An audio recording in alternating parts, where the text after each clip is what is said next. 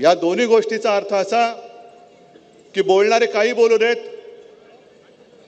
इतर वेळेला तर शिवसेना तुमच्या सोबत आहेच, पण ज्या ज्या वेळेला तुमच्यावरती संकट येईल त्या वेळेला प्रत्येक संकटाच्या वेळी शिवसेना तुमच्या खांद्याला खांदा लावून तुमच्यासाठी तुमच्यावरती आलेल्या संकटाशी लढल्याशिवाय राहणार नाही. मी जेव्हा शेतकऱ्यांशी बोललो 50,000 रुपये पर हेक्टर, हे का मला स्वप्न नाही पडलेलं. मी शेतकऱ्यांशी बोललो, अनेक शेतकरी असतील तेव्हा मला भेटलेले, आणि त्यांना विचारून मी आकडा काढला की दादा आपल्याला किती अपेक्षा आहे, किती झालं तर तुमचं जरासं गाडं रुळावरती येईल. ते म्हणाले साहेब 50,000 रुपये पर हेक्टर हे किमान मिळालेच पाहिजे आणि कर्जमुक्ती झाली पाहिजे.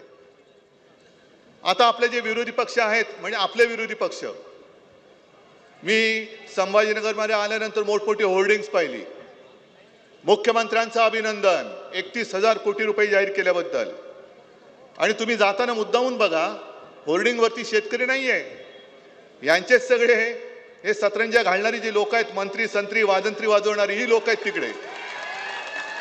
तुम्हाला काय पडले शेतकऱ्याला किती काय मिळते त्याचं? तुम्हीच जाहीर करायचं आणि तुम्हीच तुमचं अभिनंदन करायचं. स्वतःचीच पाठ स्वतः खाजून घ्यायची आणि थोपटून घ्यायची.